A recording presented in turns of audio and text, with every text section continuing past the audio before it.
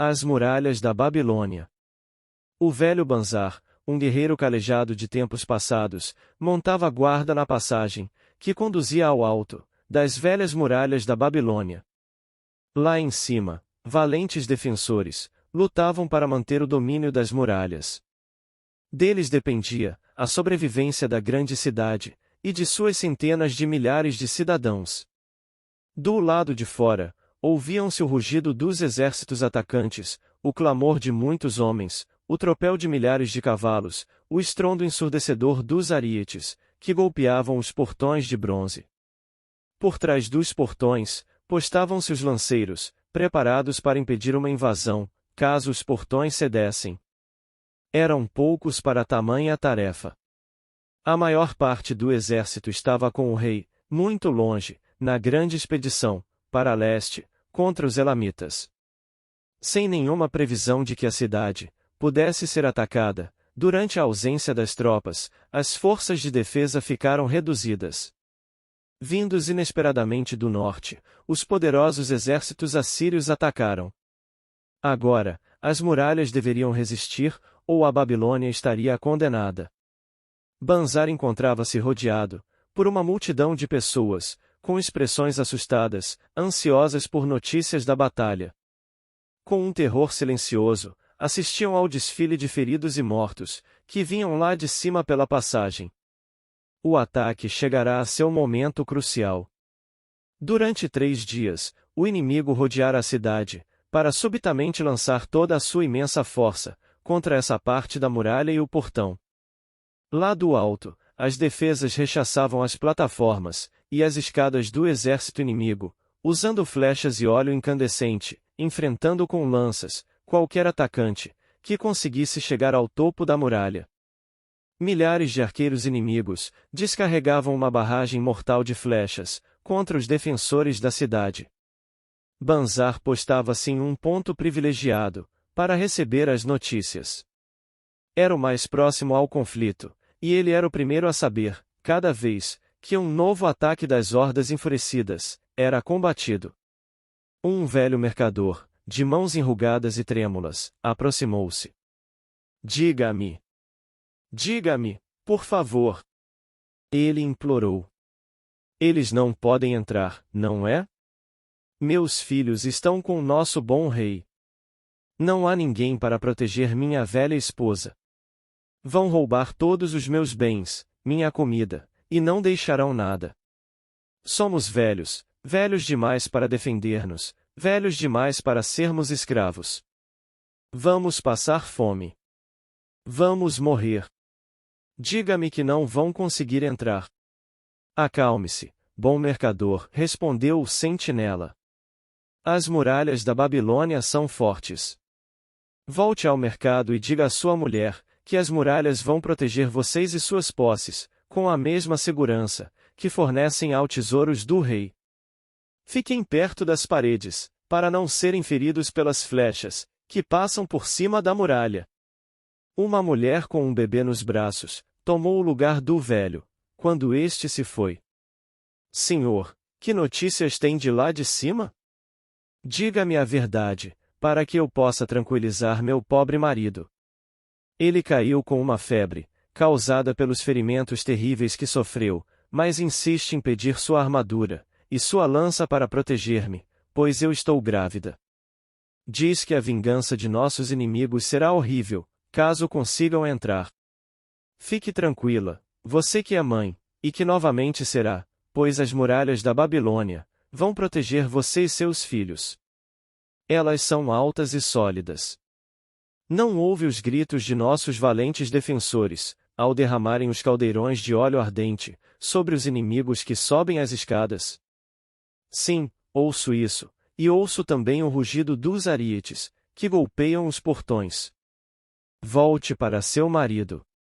Diga-lhe que os portões são fortes, e que resistirão aos arietes. E diga também que os atacantes que escalam as muralhas são recebidos por nossas lanças. Tenha cuidado no caminho, e proteja-se depressa atrás daquelas construções. Banzar afastou-se para o lado, abrindo passagem para reforços, com armamento pesado. Enquanto passavam, os escudos de bronze retinindo, e o passo pesado, uma garotinha puxou seu cinturão. Por favor, soldado, diga-me, estamos seguros? Perguntou ela. Estou ouvindo um barulho horrível, vejo o homem sangrando.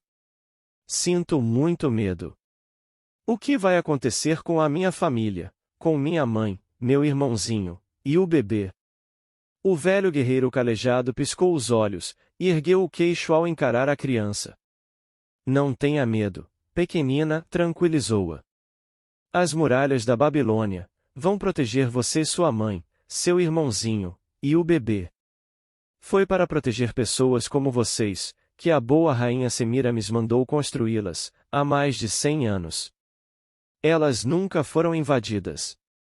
Volte para casa e diga à sua mãe, que as muralhas da Babilônia vão proteger vocês, e que não precisam ter medo. Dia após dia, o velho Banzar permaneceu em seu posto, e viu os soldados de reforços subirem pela passagem, permanecendo lá em cima até descerem novamente, feridos ou mortos. A seu redor, o tempo, todo juntavam-se cidadãos amedrontados, perguntando angustiados, se as muralhas resistiriam. A todos ele dava a mesma resposta, com a nobre dignidade de um velho soldado, se as muralhas da Babilônia protegerão vocês. Durante 3 semanas e 5 dias, o ataque prosseguiu de uma forma muito violenta, que nunca se amenizava. A fisionomia de Banzar foi se tornando sombria, sua mandíbula tornou-se cerrada, à medida que a passagem por trás dele foi se transformando em um lamaçal de terra, misturada com o sangue de tantos feridos, pisoteado pelo fluxo constante de homens, que subiam marchando, e desciam cambaleando. A cada dia, os atacantes mortos se empilhavam mais e mais, diante das muralhas. À noite, eram carregados para longe, e enterrados por seus camaradas. Na 5ª noite da 4ª semana, porém, o clamor do lado de fora diminuiu. As primeiras luzes do dia, iluminando as planícies, descortinaram grandes nuvens de poeira, erguidas pelos exércitos que se retiravam. Um grito potente ergueu-se entre os defensores. Não havia dúvida quanto a seu significado. Ele foi repetido pelas tropas, que estavam de prontidão por trás das muralhas. Foi ecoado pelos cidadãos nas ruas. Varreu a cidade, com a violência de uma tempestade. As pessoas correram para fora das casas. As ruas foram ocupadas, pela multidão agitada. O medo acumulado ao longo de semanas, deu lugar a um coro enlouquecido de alegria. Do alto da torre do templo de Bel, subiram as chamas da vitória, e uma coluna de fumaça azul elevou-se no céu, carregando para longe sua mensagem. As muralhas da Babilônia, uma vez mais haviam rechaçado um inimigo poderoso e brutal, determinado a saquear seus tesouros, e a derrotar e escravizar seus cidadãos. A Babilônia resistiu por muitos séculos, porque estava totalmente protegida. De outra forma, não teria conseguido. Suas muralhas foram um exemplo notável da necessidade do desejo que o homem tem de proteção. É um desejo inerente à raça humana. O desejo de ser protegido é tão forte hoje, como sempre foi, mas nós criamos planos melhores, mais amplos, para atingir esse objetivo. Atualmente, por trás das inexpugnáveis muralhas de seguros, cadernetas de poupança e investimentos confiáveis, podemos resguardar-nos contra as tragédias inesperadas que podem acontecer a qualquer momento. Não podemos nos permitir viver sem contar com uma proteção adequada. O mercador de camelos da Babilônia. Quanto mais faminto alguém fica, com mais clareza sua mente trabalha, e mais sensível se torna aos aromas da comida. Tarkad, filho de Azur, com certeza, sentiu isso. Fazia 2 dias que não comia nada, exceto 2 figos pequeninos, roubados por cima do muro de um jardim. Foi tudo o que conseguiu pegar, antes de aparecer uma mulher furiosa, que correu atrás dele pela rua. Os gritos agudos da perseguidora ainda lhe soavam nos ouvidos, enquanto ele percorria o mercado, e ajudavam a controlar seus dedos inquietos, tentados apanhar alguma fruta, das cestas das vendedoras. Ele nunca antes havia reparado quanto alimento era trazido aos mercados da Babilônia, e como era bom o cheiro de tudo ali. Saindo do mercado, foi até a hospedaria, e ficou andando de um lado para outro, na frente da taverna. Talvez encontrasse algum conhecido, para lhe emprestar uma moeda de cobre, que garantiria um sorriso, do antipático dono da hospedaria, acompanhado de uma refeição generosa. Sem dinheiro, sabia perfeitamente que não seria nem um pouco bem-vindo. Distraído como estava, viu-se de repente, cara a cara com a figura alta e magra, do homem que mais desejava evitar, Dabazir, o mercador de camelos. De todas as pessoas que lhe haviam emprestado pequenas quantias, era Dabazir quem mais o deixava envergonhado, por não cumprir a promessa de pagar prontamente os empréstimos. A expressão de Dabazir iluminou-se ao vê-lo. Ah, aí está Tarkad, justo quem andei procurando, para que pudesse me devolver as 2 moedas de cobre, que lhe emprestei faz uma lua, e também a moeda de prata, que lhe emprestei antes disso. Que bom que nos encontramos. Posso fazer bom uso das moedas hoje. Que me diz, garoto? O que tem a me dizer? Tarkad gaguejou, e sua face ficou vermelha. Não tinha nada no estômago vazio, que lhe desse forças para discutir, com o franco e direto Dabazir. Sinto muito, muito mesmo, balbuciou constrangido. Mas hoje não tenho nem moedas de cobre, nem de prata para lhe pagar.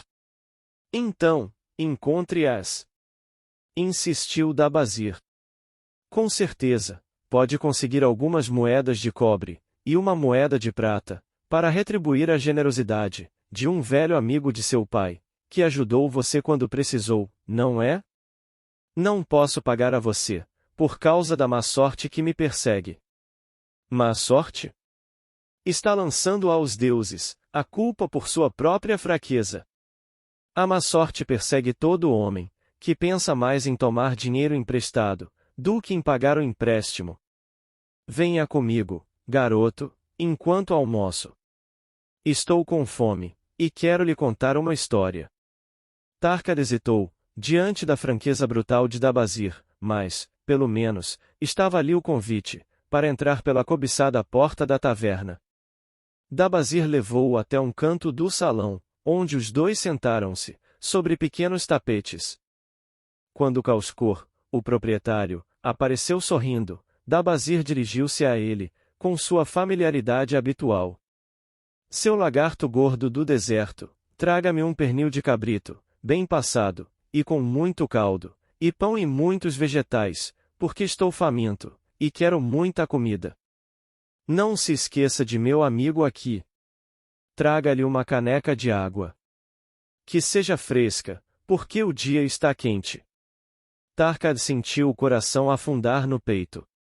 Teria de ficar ali sentado, bebendo água, enquanto assistiria aquele homem devorar um pernil de cabrito inteiro? Ele não disse nada. Não conseguiu pensar em algo que pudesse dizer. Dabazir, pelo contrário, não sabia o que era silêncio. Sorrindo e acenando cordialmente para os outros fregueses, todos conhecidos seus, ele prosseguiu. Um viajante recém-chegado de Urfa me contou que há um homem rico que tem uma pedra cortada, tão fina, que dá para enxergar através dela. Ele a coloca na janela de casa, para que a chuva não entre. Essa pedra é amarela, contou o viajante, que teve permissão para olhar através dela, e ele disse que o mundo do lado de fora parecia estranho olhando por ali, muito diferente do que é na realidade. O que você acha, Tarkad? Você diria que um homem pode ver o mundo de uma cor diferente do que de fato é? Eu diria que sim, respondeu o jovem, muito mais interessado no gordo pernil de cabrito, colocado diante de Dabazir, do que na história. Bem, eu sei que é verdade, porque eu mesmo já enxerguei o mundo de cor diferente do que ele de fato é, e vou lhe contar a história de como voltei a enxergá-lo de novo, com as cores corretas. Dabazir vai contar uma história, sussurrou um freguês próximo, para seu vizinho, puxando seu tapete mais para perto. Outros fregueses trouxeram sua comida, e se juntaram, formando um semicírculo. Mastigavam de forma ruidosa, junto ao ouvido de Tarkad, e roçavam nele seus ossos, cheios de carne. Só ele não tinha nada o que comer. Dabazir não lhe ofereceu nada, sequer o convidou a pegar um pedaço do pão duro, que havia caído no chão. Vou contar a história de como me tornei, na juventude, um mercador de camelos. Começou Dabazir, fazendo uma pausa para arrancar, numa mordida, um belo naco do pernil de cabrito. Alguém aqui sabia que eu já fui um escravo na Síria? Um murmúrio de surpresa percorreu a audiência, para a satisfação de Dabazir. Quando eu era jovem, ele prosseguiu, depois de mais um ataque violento ao pernil de cabrito, aprendi o ofício de meu pai, a confecção de celas. Trabalhei com ele em sua oficina, e consegui arrumar uma esposa. Sendo jovem e inexperiente, eu ganhava pouco, apenas o suficiente para sustentar, de forma modesta, a Mime, a minha esposa. Eu ansiava por coisas boas, que estavam além de minhas possibilidades. Logo descobri que os vendedores confiavam em mim, e permitiam que eu lhes pagasse depois, se não pudesse pagar no ato. Por ser jovem e inexperiente, eu não sabia que quem gasta mais do que ganha, está plantando os ventos de uma complacência inútil, e com certeza colhe tempestades de problemas e humilhações. Assim, satisfiz aos meus desejos de roupas finas, e comprei, para minha boa esposa e para nossa casa, objetos de luxo, muito além de nossas posses. Eu pagava como podia, e durante algum período tudo correu bem. Mas, com o passar do tempo, descobri que não conseguiria usar meus ganhos para viver, e ao mesmo tempo pagar as dívidas. Os credores começaram a me perseguir, para que eu quitasse minhas dívidas extravagantes, e minha vida virou um inferno. Peguei dinheiro emprestado dos amigos, mas também não conseguia devolver a eles o dinheiro emprestado. As coisas foram de mal a pior. Minha esposa voltou para a casa do pai dela, e eu decidi ir embora da Babilônia, e procurar outra cidade, onde um jovem pudesse ter melhores oportunidades. Durante 2 anos, ele continuou, levei uma vida instável e fracassada, trabalhando para mercadores em caravanas. Então, me juntei a um grupo de ladrões que percorriam o deserto, em busca de caravanas desarmadas. Tudo isso era indigno do filho de meu pai, mas eu estava enxergando o mundo, através de uma pedra colorida, e não percebia o grau de degradação em que havia caído. Tivemos sucesso em nossa primeira viagem, roubando uma valiosa carga de ouro, sedas e mercadorias caras. Levamos os frutos de nosso saque para Ginire, e gastamos tudo. Na segunda vez, ele prosseguiu, não tivemos tanta sorte. Logo depois do roubo, fomos atacados pelos lanceiros, de um chefe nativo, a quem as caravanas pagavam por proteção. Nossos 2 líderes foram mortos, e o restante de nós foi levado para Damasco, onde tiraram nossas roupas, e nos venderam como escravos. Fui comprado por 2 moedas de prata, por um sírio, que era um chefe de mercadores do deserto. Com a cabeça raspada, e usando apenas uma tanga, eu não era muito diferente dos demais escravos. Sendo um jovem irresponsável, achava que aquela seria apenas uma aventura, até que meu dono me levou diante de suas 4 esposas, e disse a elas que poderiam me usar como eunuco. Foi aí que percebi a situação desesperadora em que me encontrava. Aqueles homens do deserto eram guerreiros ferozes. Eu estava à mercê de sua vontade, sem armas, nem meios de escapar. Fiquei ali, assustado, enquanto as 4 mulheres me examinavam com o olhar. Perguntava-me se poderia esperar piedade da parte delas. Sira, a primeira esposa, era mais velha que as outras. Sua expressão permaneceu impassível, enquanto ela me olhava. Desviei meu olhar, pois não encontrara nela consolo algum. A esposa seguinte era uma beldade arrogante, que me olhava com indiferença, como se eu não passasse de uma minhoca na terra. As duas mais jovens riam como se tudo fosse apenas uma brincadeira divertida. Parecia-me que eu ficara ali uma eternidade, à espera da sentença. Supostamente, cada uma das mulheres esperava que uma das outras decidisse. Por fim, Cira disse, com uma voz fria: temos eunucos suficientes, mas temos poucos cuidadores de camelos, e são todos uns inúteis. Hoje mesmo gostaria de visitar minha mãe, que está doente com malária, e não há nenhum escravo em quem eu confie, para conduzir meu camelo. Pergunte a esse escravo, se ele é capaz de fazer isso. Meu mestre, então, me perguntou: o que você sabe sobre camelos? Tentando controlar o nervosismo, respondi: posso fazer com que se ajoelhem, colocar cargas neles, conduzi-los em longas viagens, sem que se cansem. Se for preciso, posso reparar seus arreios. O escravo parece saber o que diz, observou meu mestre. Se assim deseja, senhora Cira, fique com este homem, para cuidar de seus camelos. Então, fui entregue a Cira, e naquele dia conduzi seu camelo em uma longa jornada, até a casa de sua mãe enferma. Aproveitei a oportunidade para agradecer sua intercessão, e também para dizer-lhe que eu não havia nascido escravo, e que era filho de um homem livre, um honrado fabricante de celas da Babilônia.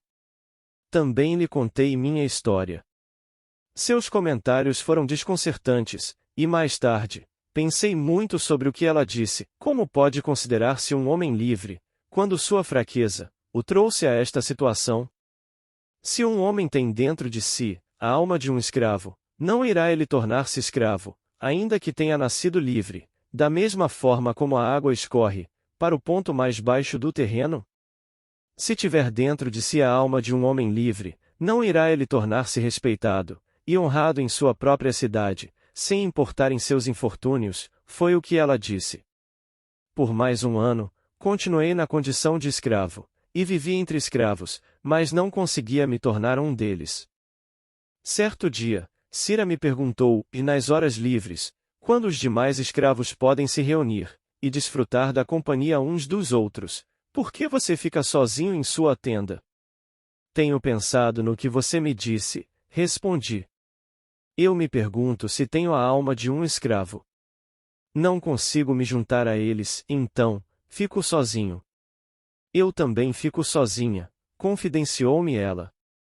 Meu dote era grande, e meu senhor casou-se comigo por causa dele. Mas ele não me deseja. O que toda mulher anseia é ser desejada. Por causa disso, e por ser estéril e não ter filhos, devo continuar sozinha. Se eu fosse um homem, preferiria morrer a ser escrava dessa forma, mas as convenções de nossa tribo tornam as mulheres escravas. O que você acha de mim, agora? Perguntei-lhe de repente. Tenho a alma de um homem livre, ou tenho a alma de um escravo? Você tem o desejo de pagar, de forma justa, as dívidas que contraiu na Babilônia? Ela perguntou, em vez de responder à minha pergunta. Sim, tenho, mas não sei como poderia fazer isso. Se está conformado em deixar que os anos passem, e se não faz esforços para pagar, então, tem apenas a alma pequena de um escravo. Para ser um homem livre, é necessário ter respeito por si próprio, e homem nenhum pode respeitar-se, se não pagar suas dívidas. Mas o que eu posso fazer, se sou um escravo na Síria? Continue sendo um escravo na Síria, já que é fraco. Não sou fraco, respondi com veemência. Então, prove. Como? Acaso seu grande rei não enfrenta os inimigos de todas as maneiras possíveis, e com toda a sua força? Suas dívidas são seus inimigos. Elas o fizeram fugir da Babilônia. Como você não se preocupou com suas dívidas, elas se tornaram grandes demais para você. Se você tivesse lutado contra elas, como um homem, poderia ter vencido, e seria alguém honrado em sua cidade. Mas não teve forças para combatê-las, por isso, perdeu seu orgulho e, agora, é um escravo aqui na Síria. Pensei muito nessas acusações tão pesadas, e formulei várias frases defensivas, para provar que não tinha o coração de um escravo, mas me calei, não consegui responder nada. 3 dias depois, a criada de Cira levou-me à presença de sua senhora. Minha mãe está de novo muito doente, disse ela. Sele os 2 melhores camelos de meu marido. Carregue-os com odres de água e alforjes, para uma longa viagem. A criada vai lhe dar a comida, na tenda da cozinha. Carreguei os camelos, intrigado com a quantidade de provisões que a criada fornecera, pois a mãe de Cira vivia a menos de 1 dia de viagem. A criada montava o camelo de trás, e eu seguia na frente, conduzindo o camelo de minha senhora. Chegamos à casa da mãe de Cira, assim que escureceu. Ela dispensou a criada e me disse: Idabazir, você tem a alma de um homem livre, ou a alma de um escravo? Tenho a alma de um homem livre, afirmei. Agora é sua chance de prová-lo. Seu mestre está completamente bêbado, e os homens dele perderam os sentidos. Então, pegue estes camelos e fuja. Nesta sacola há trajes de seu senhor, para que você se disfarce.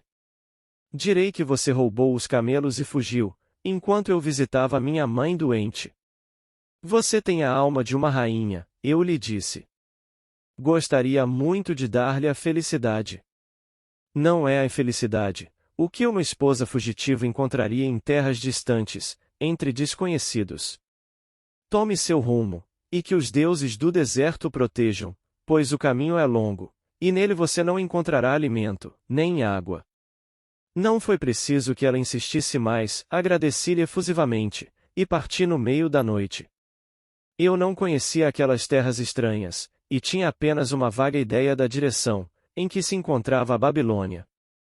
Apesar disso, lancei-me através do deserto, rumo às colinas. Montava um dos camelos, e puxava o outro.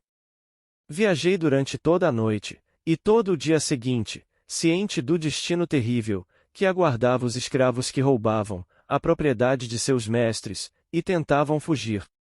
No fim daquela tarde, cheguei a uma região acidentada, tão inabitável quanto o deserto. As pedras afiadas feriam os cascos de meus leais camelos, e logo eles estavam avançando com cuidado, de forma lenta e dolorosa. Não vi nenhum homem ou animal, e compreendi perfeitamente por que evitavam aquela terra inóspita.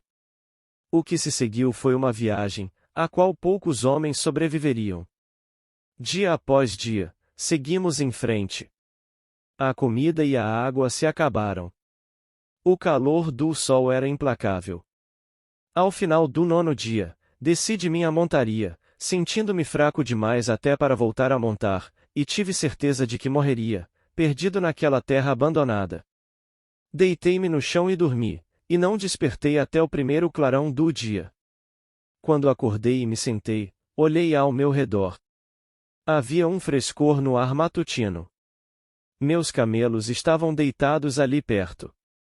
À nossa volta estendia-se uma vasta extensão, coberta de pedras, areia e plantas espinhosas. Nenhum sinal de água, nem nada que homens ou camelos pudessem comer. Seria naquela paz silenciosa que encontraria meu fim? Tinha a mente mais lúcida do que jamais tivera. Meu corpo, nesse momento, parecia ter pouca importância. Meus lábios rachados e ensanguentados, a língua ressecada e inchada, o estômago vazio já não sofriam a suprema agonia do dia anterior. Meu olhar percorreu a distância hostil e, uma vez mais, eu me perguntei: tenho a alma de um escravo ou a alma de um homem livre? Então, com muita clareza, percebi que, se tivesse a alma de um escravo, deveria desistir, deitar-me no deserto e morrer. Seria um final muito adequado para um escravo fugitivo. Mas e se eu tivesse a alma de um homem livre?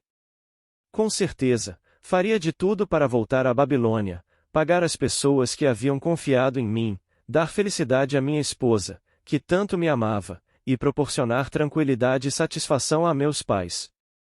Suas dívidas são seus inimigos. Elas o fizeram fugir da Babilônia, dissera-me Cira. Era isso mesmo. Por que me recusará a resistir como um homem? Por que eu havia permitido que minha mulher voltasse para a casa de seu pai? Então, aconteceu algo estranho.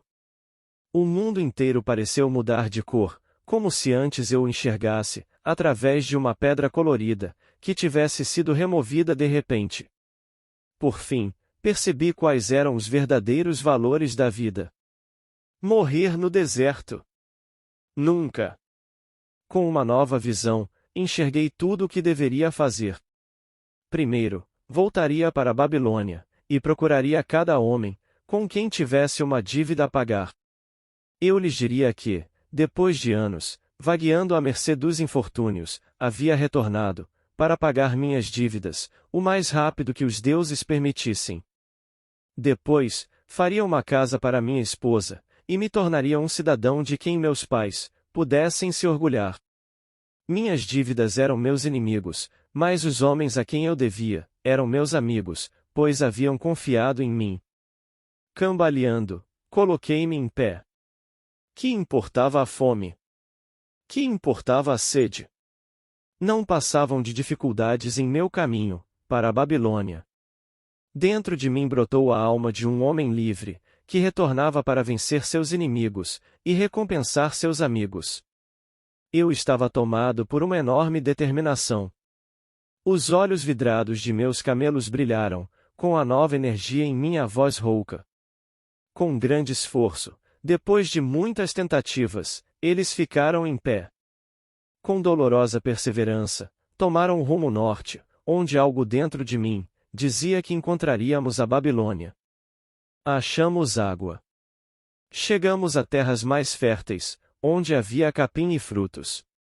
Encontramos o caminho para a Babilônia, porque a alma de um homem livre encara a vida como uma série de problemas a serem resolvidos, e os resolve, enquanto a alma de um escravo se lamenta. Que posso fazer se sou apenas um escravo? E você, Tarkad? Seu estômago vazio não deixa sua cabeça mais lúcida. Está pronto para tomar o caminho de volta, ao respeito por si mesmo? Consegue enxergar o mundo com suas cores reais? Tem o desejo de pagar suas dívidas honestas, por mais numerosas que sejam, e uma vez mais, ser um homem respeitado na Babilônia? As lágrimas umedeceram os olhos do rapaz. Ele ficou de joelhos. Você me mostrou o caminho. Sinto que dentro de mim existe a alma de um homem livre, ele disse. Mas o que aconteceu com você depois que voltou? Perguntou um ouvinte interessado. Onde existe determinação, o caminho pode ser encontrado, respondeu Dabazir. Eu tinha determinação, de modo que fui em busca de um caminho. Primeiro, procurei cada homem a quem devia, e supliquei que tivesse paciência, até que eu conseguisse ganhar dinheiro para lhe pagar. A maioria recebeu-me de boa vontade. Alguns me insultaram, mas outros ofereceram-se para me ajudar. Um deles, inclusive, me deu justamente a ajuda de que eu precisava. Foi Maton, o prestamista de ouro. Ao saber que eu havia cuidado de camelos na Síria, ele me enviou até o velho Nebatur, o mercador de camelos. Ele acabará de ser contratado por nosso bom rei, para adquirir muitas cáfilas de camelos robustos, para a grande expedição. Com ele, meus conhecimentos sobre camelos tiveram muito bom uso.